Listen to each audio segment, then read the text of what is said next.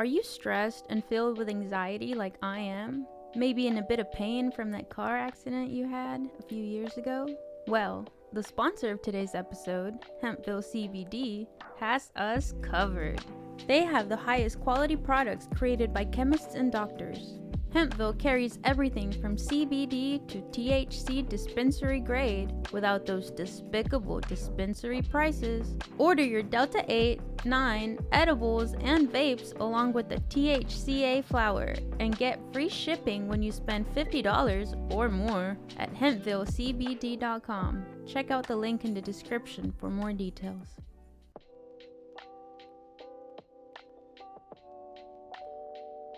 Welcome to the Filmistines, the double feature podcast. Join us as we unravel the interwoven experience of the continuous conversation of cinema. Take part in pairing movies with our cursed counterparts, movies that share DNA, or even pairing questionable duos by joining our Patreon at patreon.com/Filmistines. We offer tiers at the $1, $5, and $20 level, where the $5 tier will grant the ability to request films to further the discussion. So grab some popcorn, sit back, and get ready to join the 100-year conversation. This is the Filmistines, where movies are more than just entertainment, they're an experience.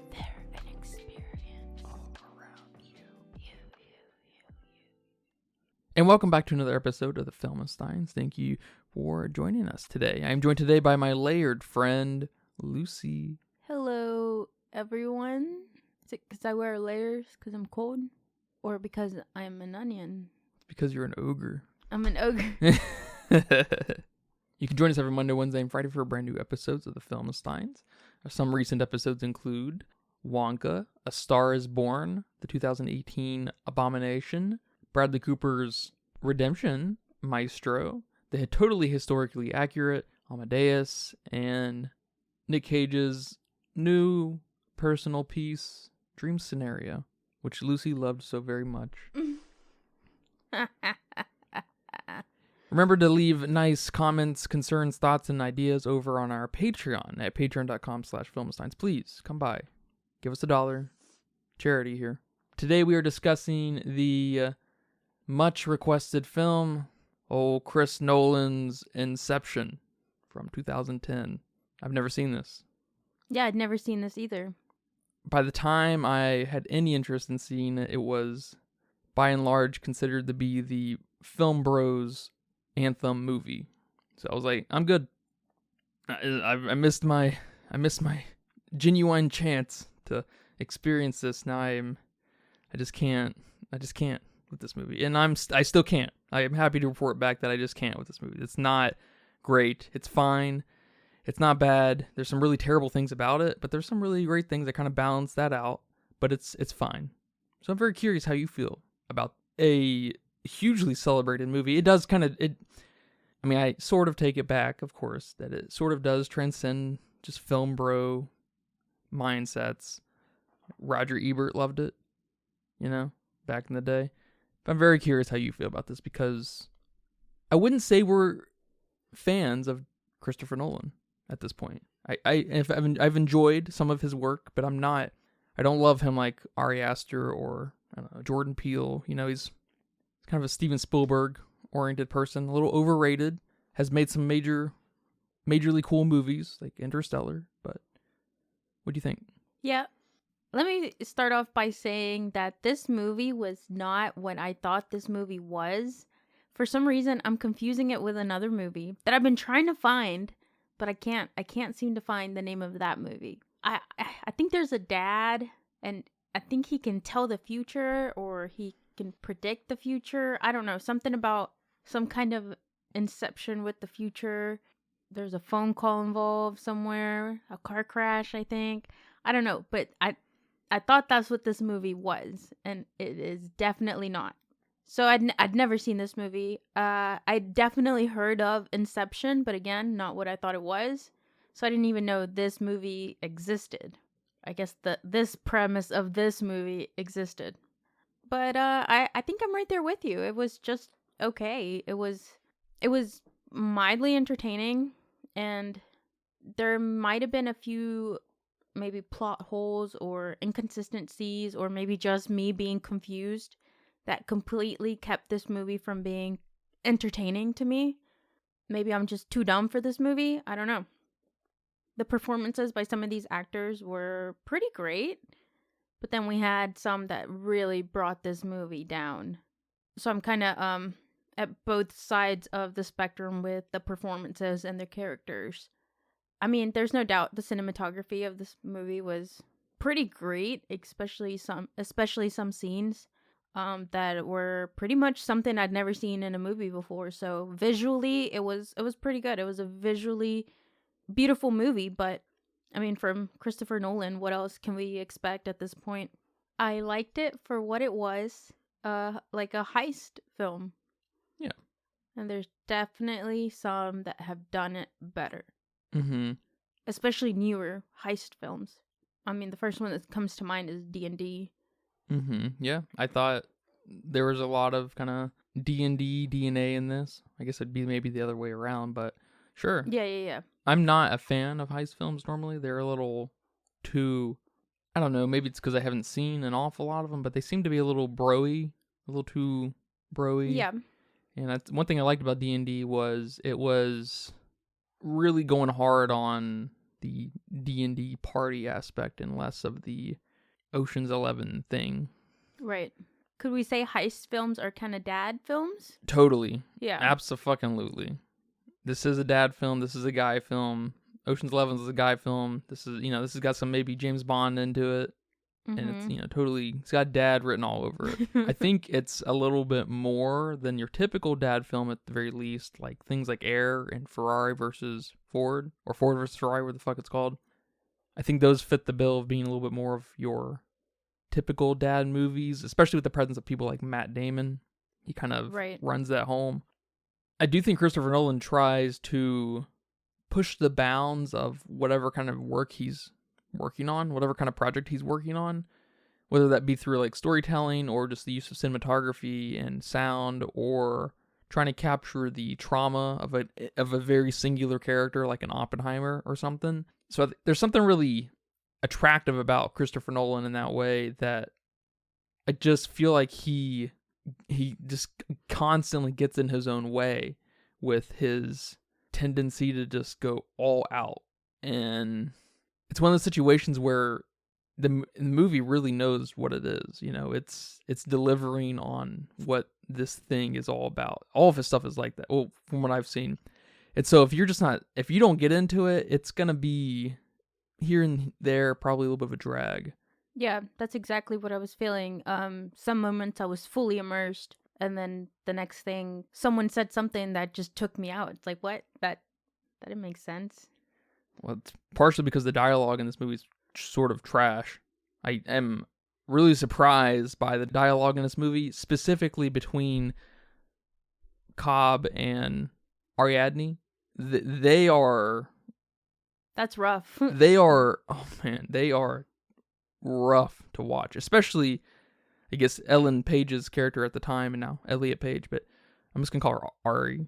Yeah, whatever comes out for me. But Ari is just much simpler. That's what I'm sticking with. Ari's... Man. She's rough. Ari's character is so bizarre. From the moment she's introduced to every instance that happens in the movie. And I'm really having a hard time placing what the fucking point of her character is. She is the most obnoxious audience surrogate I've ever seen in any movie ever. Why? How? What? What do you mean? Why? Who? It's just like, shut the fuck up. And why are you such a know-it-all about Leo's character? Why are you so interested in his trauma so early on when you don't even know him? Yes, it's so bizarre. It's so impertinent for her type of character.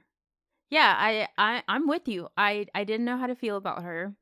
It wasn't a character. She was like just a mouthpiece for something. I don't even know what the fuck that was going on with her. Because I've heard people who are not fans of Christopher Nolan saying things like he puts these characters in his films, and I can't really think of another character other than this and other Christopher Nolan films. I haven't seen them all, but characters that facilitate, other characters and conversations that go over the top in explaining what's happening to the audience, for the audience to, understand. And it's like I said, I can't really think of another character who does that in another Christopher Nolan movie that I've seen. But it's so over the top that it feels, I mean, obviously intentional. Intentional is such a terrible word to use, right, in art. But it feels like Ari's character is almost supposed to represent Cobb's, like conscience, like the Jiminy Cricket in him. But Jiminy Cricket's smart. But Jiminy Cricket's smart, yeah. And wise. she's like an architect or whatever, and she's going to school at this nice school. I don't know, it looked nice under, he's getting taught by Alfred from Batman. That's cool and everything. And I'm so annoyed with this character. Like, she's terrible. And then not to mention, it's just such a funny thing to say, I hated her sound mixing. She was so quiet when all these other characters were not really loud, but they felt like a normal audio level for movie characters, and she would just like whisper everything. It was so bizarre. I mean, I know Christopher Nolan has a big history of weird sound mixing.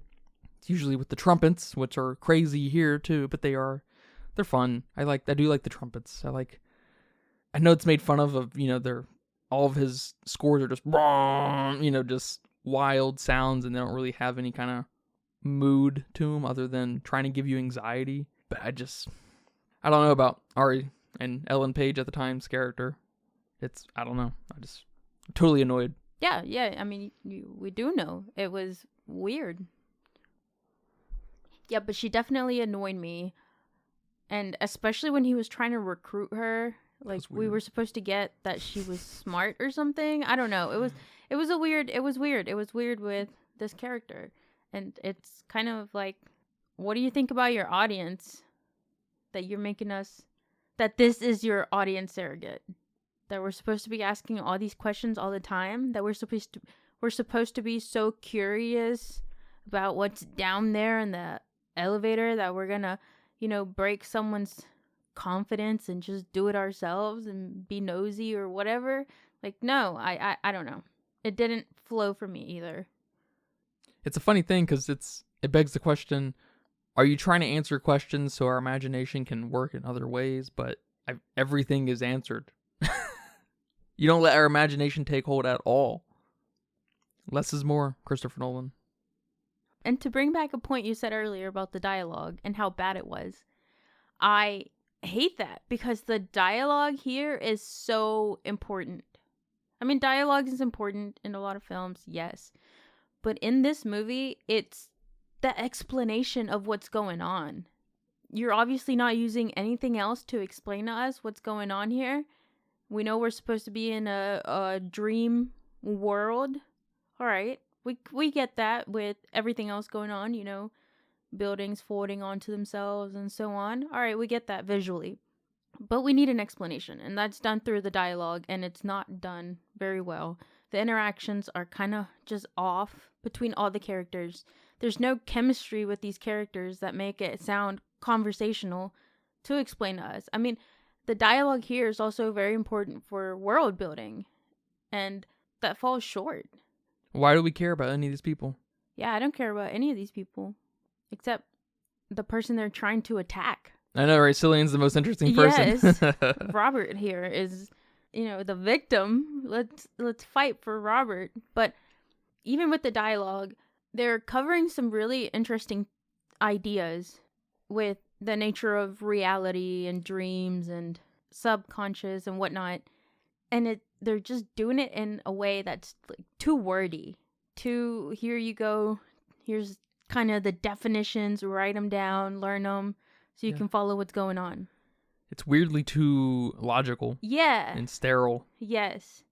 So, I'm for that in the proper setting, but not while I'm trying to watch a movie. I'm not trying to learn anything here so I can watch a movie. I'm not trying to pause the movie to find out what's going on. And this is also one of my faults, that I'm a little bit impatient and I want to get what's going on, and it'll be later explained to me.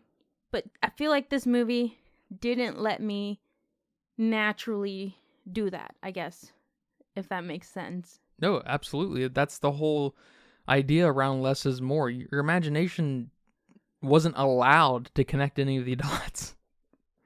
Yeah. And that sucks. I guess while we're on the point, I also really didn't like the literal interactions and so-called chemistry between Cobb and Maul. Is that her name? His wife. It was so not good. I was just like, this is so... I don't know what I want out of it, but it just is not working for me. I don't get a sense of any kind of history or relationship with these people. Yeah, the only time I got that was when they were old. So it wasn't even them two. It was the two old, maybe actors or whatever, however they did that. Yeah. And that's when I got a sense of, oh, they went through a life together. But yeah, that was it. I didn't care that they had kids. I didn't really care that he wanted to go back to the kids. I was so confused on whether she really killed herself or not the whole time that I didn't know how to feel. Again, maybe I'm not his type of audience. Maybe I need a PhD in Dreamology.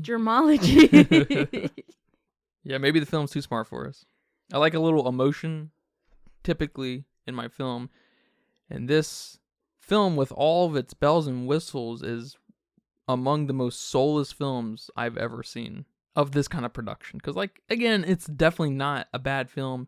It's really not even just a fine film. It's got some really cool things about it, and it should definitely be seen by everyone who cares about film. But I also think that's typical of a heist film. Is not it having that emotion? Okay. I think so. I haven't seen many. I can't name any right now off the top of my head. Except maybe like some of the newer ones, but I think it's more of a let's get from here to here to here to here. So there's not that much room for emotion, but when you do introduce emotion to these types of movies, it can make them so much better. And the only ounce of emotion we got here was with Robert Fisher and his dad. That was probably my favorite part of the movie, when we were in the big safe vault. The safe within the safe within the safe? Yeah. Or not yet. When we were in the safe within a safe within a safe, and him talking to his dad on his deathbed. That was probably my favorite part of the movie right there. Mm-hmm. I'm like, damn, I wish we could have gotten more out of their relationship and their relationship with their business, and then Sato's relationship with his business and their fear around, this mega corporation kind of taking over the world and energy consumption or energy supply. Aren't they an energy company? I think that's what they were. Yeah, one of the other things I wish we would have gotten more of is other people's subconscious. Because that's one of the main themes here in this movie, is the subconscious and Cobb's guilt he has with Maul. So we see her literally trying to destroy everything, kidnapping Robert, doing very bad, malicious things. But we don't see other people's demons, so to speak, anywhere else. Yeah, and you would think, because he's so prolific and so learned about the craft of Inception, that he'd have complete control over that, and other people would be having a little bit more of an issue with that. Yes, and that's what I'm getting to here. Are they really highly trained, and this guy just is going through a really rough time? But no, the girl is so new that she don't have time for training. And even Mr. Sato is, what do they call him? A tourist of this dream world. You think he'd be really dangerous. And even... to bring along. Yes. And even Yusuf, which he's not trained either. I don't think he goes around and goes into people's dreams and all that mess. I think he has his own underground thing going on, but he doesn't actually do what Leo does or Cobb does. So these aren't trained individuals that have control of what they think, or I guess have control of their subconscious. And we're in their dreams, right? In the first dream, Yusuf isn't asleep, so we're technically in his, because we have to go into other people's subconscious. We kept going in deeper into Robert's dream. Then why are Cobb's subconscious leaking in? See, plot holes. I guess because he's so trauma driven, but so is everyone else. Yes, that's everybody. You telling me Ari here doesn't have any trauma. She's in college. She's got major trauma right poor now. girl can't even speak up. And then the other guy played by Tom Hardy, he in the military? He's got major trauma. Eames, yeah.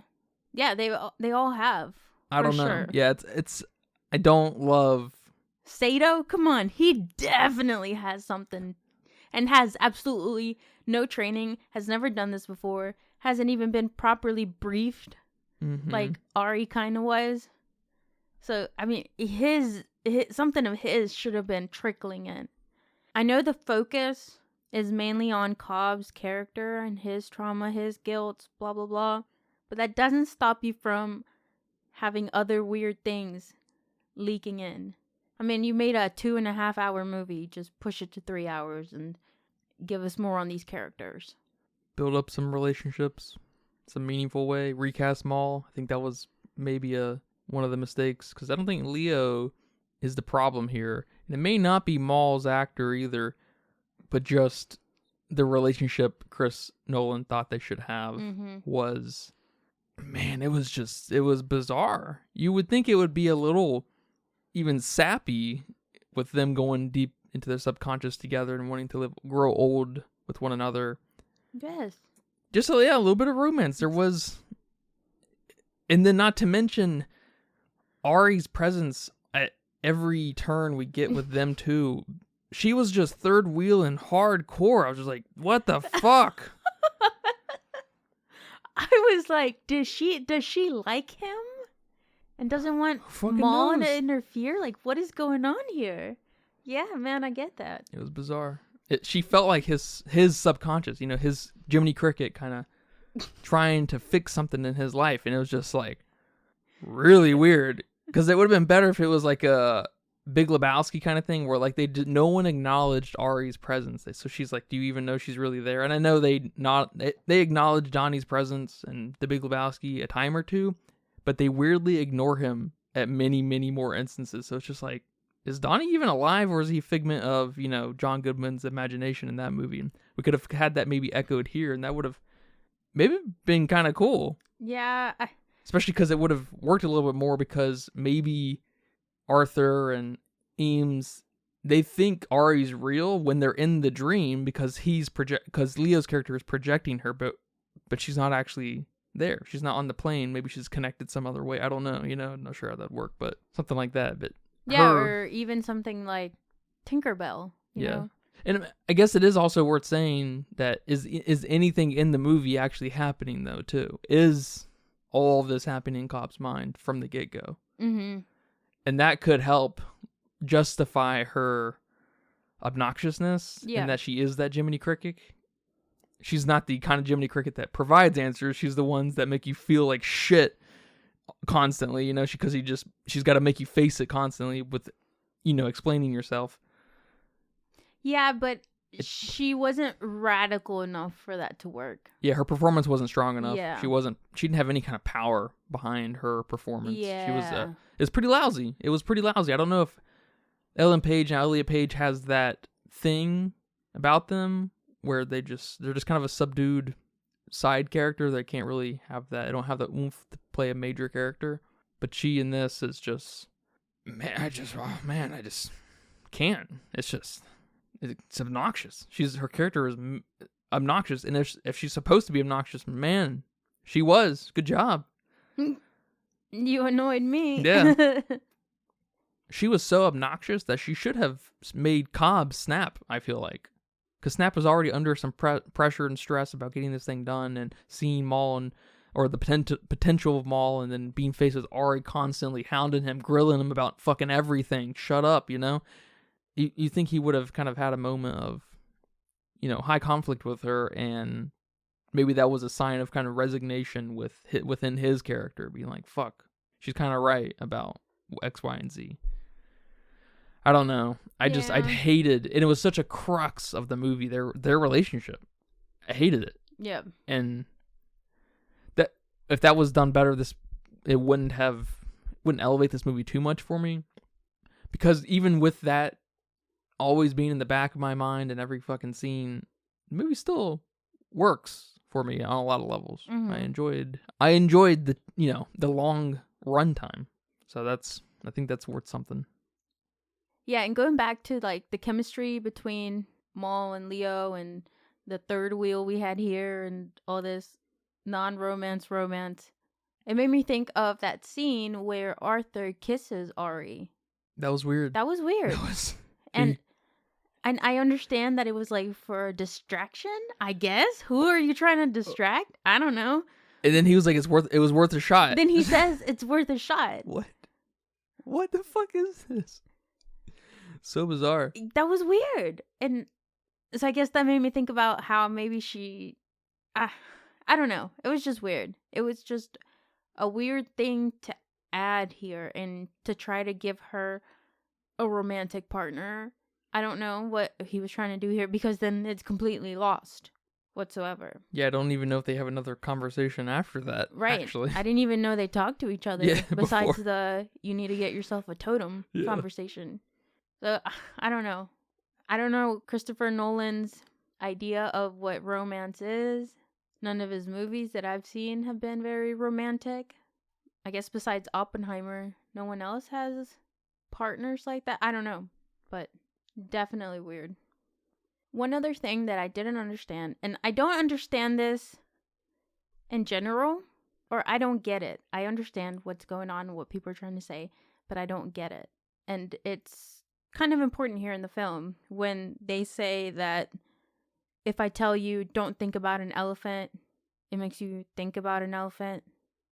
It's supposed to show some kind of like the power of suggestion. Yeah, and planting simple ideas and shit. Yeah, but maybe it's just me. I don't really get that. It's just one of these tethers to some new way of psychology from the early 1900s. Yeah.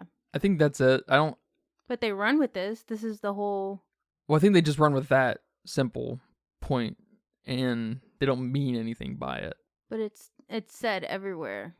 It's a weird one for me. That's all I'm saying. I guess I don't think of elephants when someone says don't think of elephants. I'm not immediately like, what, elephants? No, I don't know. Yeah, I'm probably not going to think of anything, to be honest. You know, I'm going to think, why are you talking to me right now? I mean, I like the whole angle of kind of planting these simple ideas and letting them unfold in a natural or to become a little bit more of an intricate thought. And you need to go within 3 levels of someone's subconscious to truly plant that. But the idea of just saying, don't think of an elephant is enough. Can suffice it. I don't know, man. It brings up the MacGuffin of the whole situation in that people in this world train to combat and defend themselves against these infiltrators, these extractors, I guess. Which, like, okay, that's okay. I don't love that because especially apparently it helps facilitate action sequences, which are probably the second worst thing about the movie. Or our action sequences, they are not good. Yeah, even our boy Leo. Sorry, Leo. You can't do action. And I don't think it's a cinematography or editing problem. I think this is a total direction issue. And that these action sequences suck. Like they're really bad. I couldn't believe how bad these action sequences were, and these tumbles that people were making in, you know, when they fell off the bike and everything. It's just like I don't even know what to say about them. They were really bad. It kind of reminded me of fighting, which maybe is something to say about the lack of depth with these characters and NPC type things happening in your mind. But it reminded me of just, you know, going crazy on characters in video games. You know, you got this fort to infiltrate a game. You know how the AI works, so you're just gonna fucking run amok and destroy everything perfectly. It's just gonna, I don't know. It's like, that's fun in a game, I guess. It can be. But it felt like these characters were just kind of killing NPCs and there was no real threat. Even with Yusuf, you know, running or driving away and, you know, getting kind of run off the road and everything. And it just didn't feel all that threatening. Mm-hmm. Especially because in those instances, they got a little too happy with taking what was happening in Yusuf's world or level and it being displayed in a variety of ways in the next deeper level. It was cool, but it just felt like, yeah, but you're sacrificing any kind of urgency and emergency in Yusuf's level at the for. I mean, I will say the coolest so-called action sequence was probably when Yusuf's car was flipping and Arthur was having to fight these guys in a rotating room. Yeah. And then everything started floating because they fell off a bridge, and like that was cool. And I guess my favorite part of Yusuf's action sequence was when he was falling slowly into the water. That was fun. Us going back to that constantly, but everything that led up to that was just so boring. So, I don't know, it felt a little, I don't know, pedestrian for this kind of movie. I feel like Christopher Nolan's a little better than this. I don't know about 2010 Christopher Nolan maybe, but I feel like he's a little better than these motorcycle car action sequences like this, displayed in this way, performed this way. It's just like, what happened? I don't know. Yeah, I'm not sure. It was bad, and then like the snow scene was not as bad because the bad guys weren't right on top of our heroes, so we were able to make fun cuts to explosions and stuff and everything. It was like, okay. And now it feels even cheaper. But it looks better, I will say. It feels cheaper, but it looks better. Yeah, I guess Christopher Nolan has to make something blow up. He does. Yeah, that's true, isn't it? Yeah. He's not an action director. No, he's really not. And again, I haven't seen most of his filmography, so I can't say. But the few I've seen, yeah, he's not an action guy. Leo needs to learn how to point a gun and make sure there's some recoil. And Christopher Nolan needs to know that that's a thing, and he needs to direct Leo and tell him, hey, dude, you need to pretend like you're shooting and actually point at the person. Thank you. Yes. Because that was bad in the beginning. That was bad. Yeah, that was bad. It did get better, but I did like, though, some of the visual things we saw, especially when Leo and Ari here are introduced, or I guess he's introducing her to the dream stuff, and they're in Paris sitting, and all of a sudden we have things just exploding and shit falling and buildings turning onto themselves. That was pretty cool. That was pretty cool to watch. And I did want to say that when she's making those mirrors turn onto themselves and one of them broke, it startled me a little. I will admit that. So I was captivated enough that it startled. So that's good. I also really like the idea of the totems. I thought that was a pretty clever thing to include here. I did not like that Ari's totem was a fucking bishop. There may be more to that. I don't know about the history of the chess pieces. I think they just picked a chess piece to tell us how smart she is. I don't know, to kind of symbolize that in a way. I don't think it mattered what the actual chess piece was, but why did you have to pick the lamest one? It bothered me a little too much. Yeah, and that didn't even come back up. Yeah. With her, we might as well not even seen it. And then we have Arthur showing her what his totem was. That was bizarre. That just seems like something you want to keep hidden. I know she doesn't know the weight of it, but she's only got to guess. But she's a genius. But you're right. She's a genius. She'll guess it. And then I didn't think about this until I was looking stuff up online, but some people were saying that Cobb's actual totem was his wedding ring.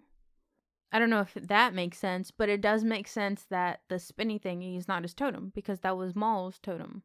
And so people like to bring in when he's wearing that engagement ring and when he's not wearing that engagement ring. So I thought that was pretty cool. I wish we would have gotten that in the movie. We would have gotten at least a little hint that that's supposed to be his totem. You know, I'm not watching his hands the whole time. Maybe if he would have done more with his hands, I could see that. But apparently that's one of the signs that the end of the movie was a reality because he was wearing his totem or something, apparently.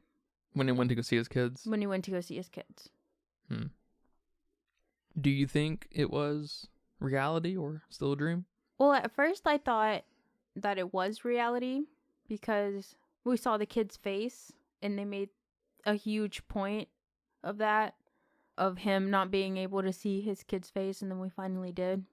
But when the top didn't stop spinning, I wasn't too sure, which was his intention, right? To leave us questioning. Let's all talk about it. Yeah, sure, totally, absolutely. I mean, it made me ask. I don't think tops spin that long. On like a regular S table like that. Yeah. Yeah, it's a funny thing because I don't think there's a lot of setup for it to go one way or the other. I don't think it's very important. I think what is important is whichever outcome it is, it doesn't matter because he's accepted that, you know, I mean, I guess he's accepted that it's okay. He's accepted to, he finally convinced himself that it's okay to move on after Maul. Yeah, that's nice. But me as the audience, I want to know, because Maul killed herself, supposedly, to go back to her reality, even though he tricked her. I don't know. That I'm still trying to piece that together. Yeah, I don't love that thread. Yeah, when we were, I don't know, it's a bit confusing. When we started this dream or the reality, and I guess I like playing with the idea in my mind that Maul, when she killed herself, she's now in her actual reality, and this guy's stuck in a dream. So she was right. I don't know. So I like thinking about that. That'd be kind of cool, but I don't know, and I would like to know. Is she really dead? Can I feel sad for her now? I don't know. Yeah, and a lot of people online are saying, yeah, well, the top did wobble, so it's the reality. I'm like, when did it wobble? When he got the first start? Well, yeah, everything that spins wobbles. It's called precession. Yes. Even the Earth precesses, and it's been spinning for a long time. Oh no. Yeah, it does though. Is that why I'm moving? Yeah, every 20 to about 100,000 years, it precesses by quite a bit.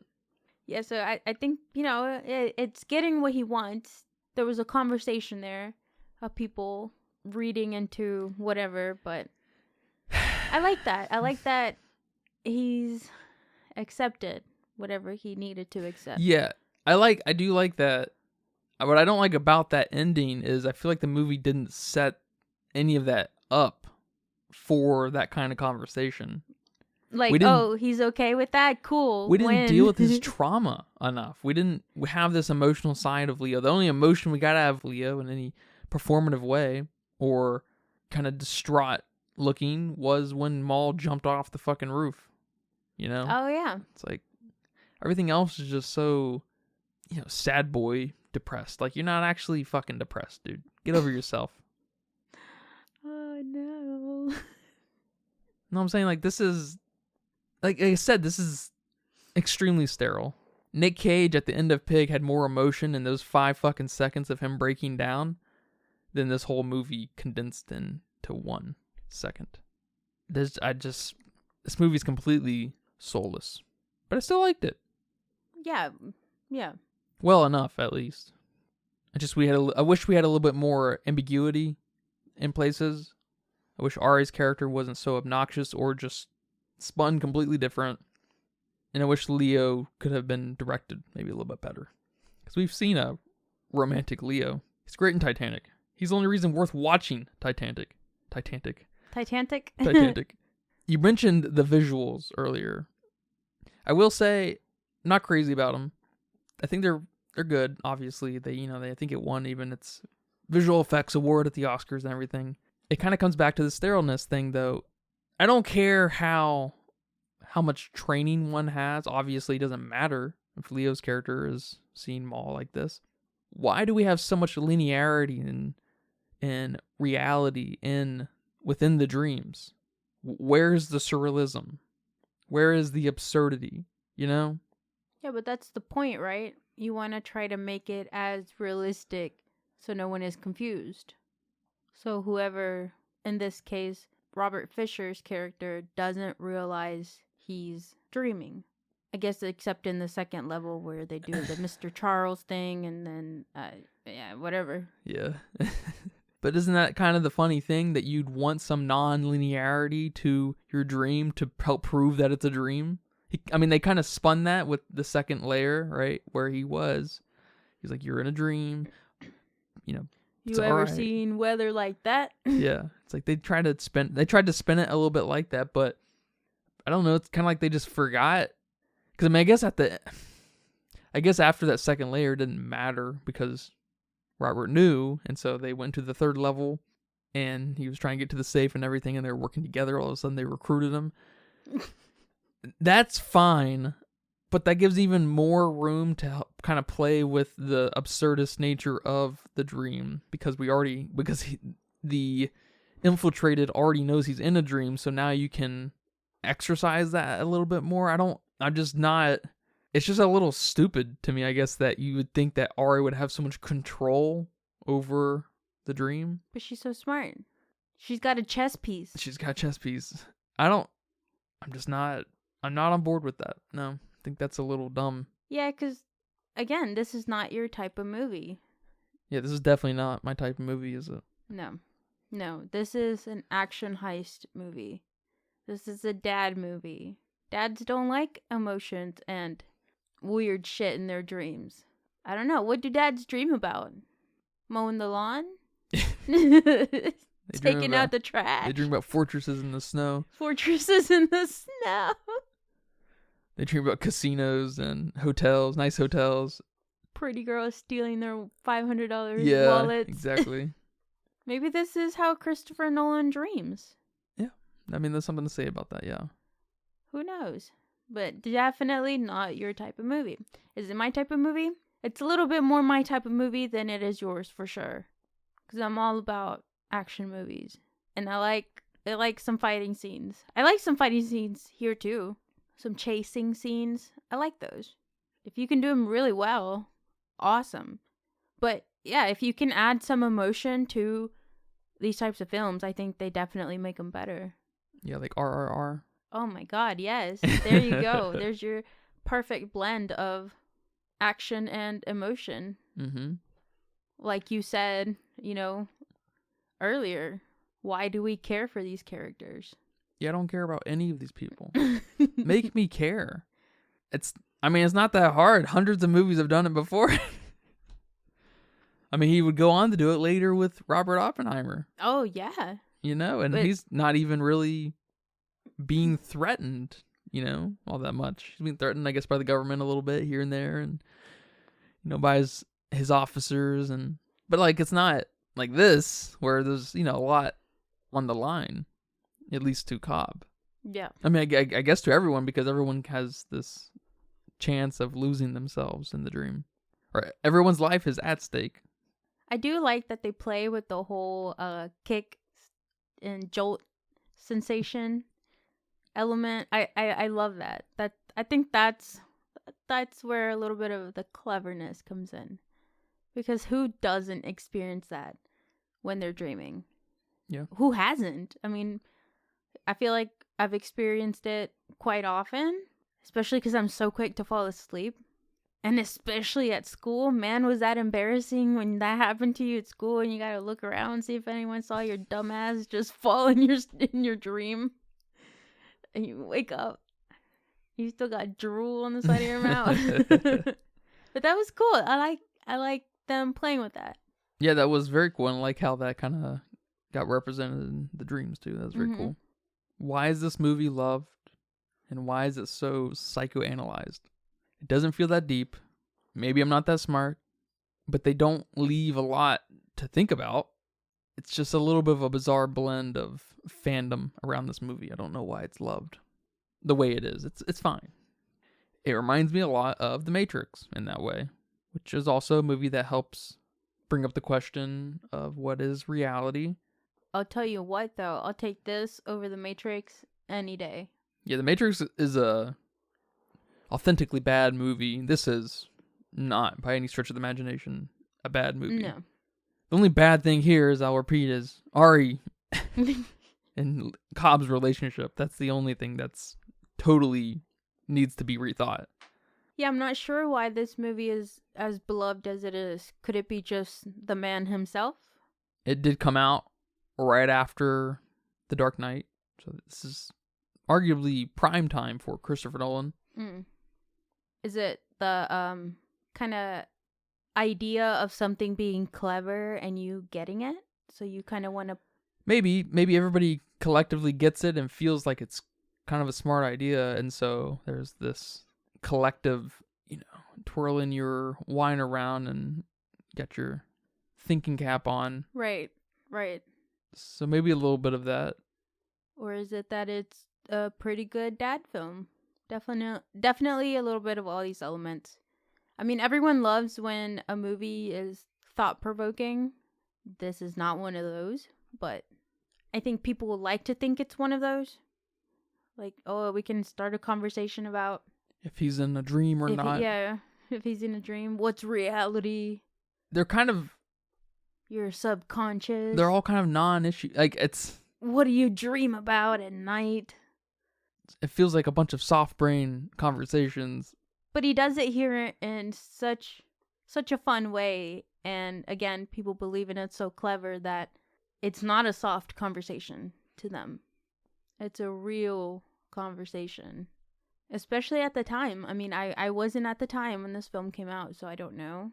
Especially around the circle of people who actually discussed films. Mm. So I don't know.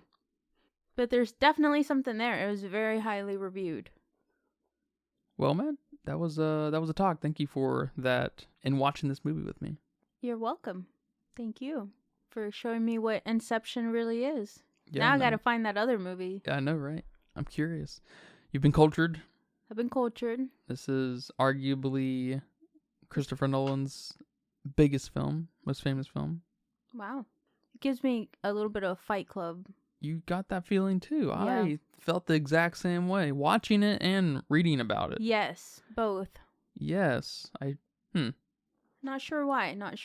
Maybe it's the whole dad thing, the whole dude thing. Because there wasn't anything here about masculinity, but maybe just that reception, too. I don't know. Do you have a budget guess for me today? I do. This was a little hard because there was a lot of things here. A lot of moving parts. So I went with 90 million. I know Christopher Nolan tends to go on the higher side.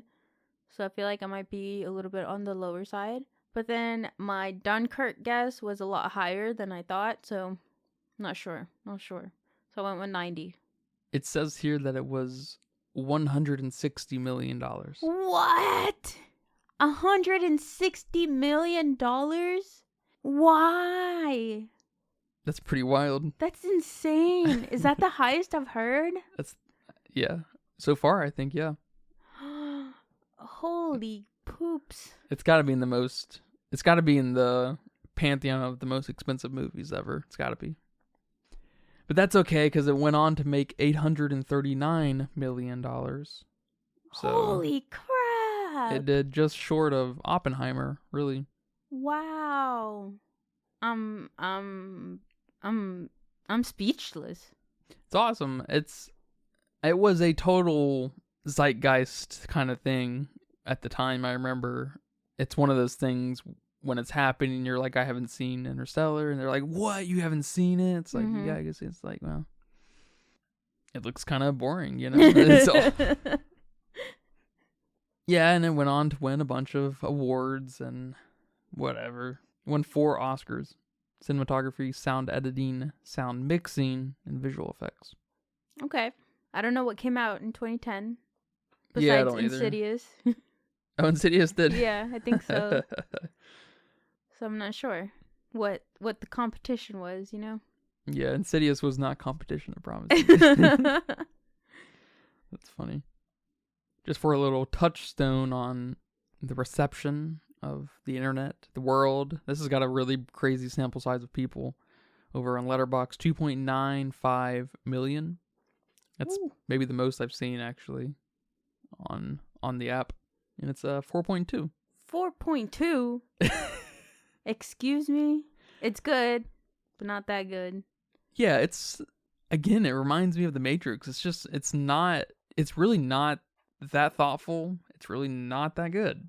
Because it's funny, in some of the so-called reviews that I read, some of these big editorial pieces, 10,000 words, they just go on all these tangents, maybe even some diatribes of the psychology of the dream state and things impressing your dreams and some of the trauma within Cobb's character and his inability to move on. It's just like, all right, cool. But what'd you think about the movie? Yeah, it's the storytelling, or I guess just even the premise of the film is a small fraction of the film itself.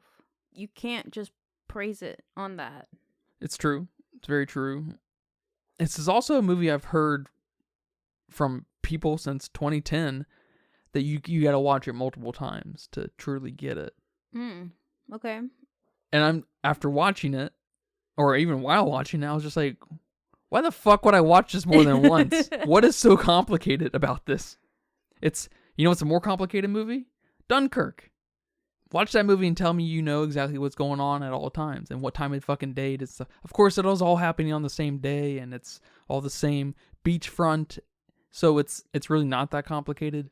But that, you can go back to our episode on Dunkirk. My only I like that movie quite a bit. My major issue was with the editing. It was out of fucking control. We need to get these yes men away from Christopher Nolan, as we've established before, and get some control on his mind because he's a super powerful filmmaker. He just needs a little bit. He needs a little bit more of a box to be kept in to help flesh out the things that he's got going. He's got too much leverage, and it allows for him to have whatever he wants. And so, I want to say Emma Thomas is there to shut him the fuck up. His wife, of course, right? But I'm beginning to think, I don't think so. I think she may be part of that power couple thing where they have a hard time telling them no. Ah, gotcha. Yeah, I was listening to this review with this one guy highly praising the film, talking about how it was the best film of that year and how clever it was, and if you didn't find it how clever it was, then this is not your type of movie and you should stick to, other types of movies. Dumb movies. Yeah. Oh, he said you should stick to your Transformers. That's what he said. And, which, why are you hating on Transformers, first of all? But anyway. This is better than Transformers. You can like both. You can like both. There's absolutely no clever or Transformers here. Absolutely. But anyway, that's another day's discussion. But he said, and I just found this so hilarious, he said that on the 8th day, God created Christopher Nolan. And on the 9th day, Christopher Nolan started making movies. And I was astonished that someone put that on the internet. Yeah, that takes some balls. Yeah. That's fine. Somebody's got to say it, Look, cars that transform into robots and start fucking beating the shit out of each other, that's awesome. Yeah, and it's really not that much less complicated than this as far as its premise. Yeah. No, it's fine. Yeah, no shame in liking robots. I mean, in liking Transformers. No shame.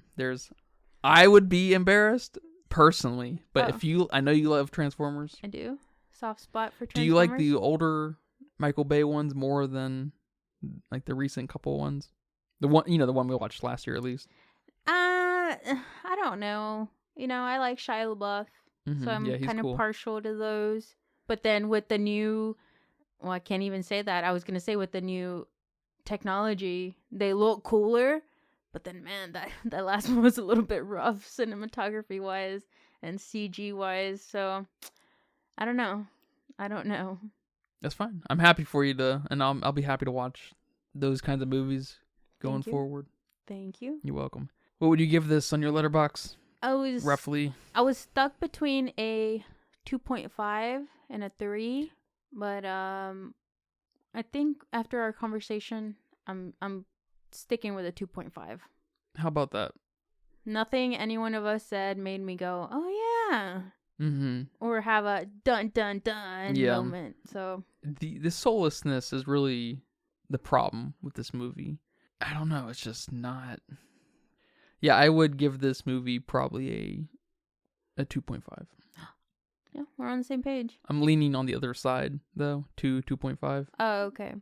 The presence of Ari is holding me back completely. She was rough. Yeah.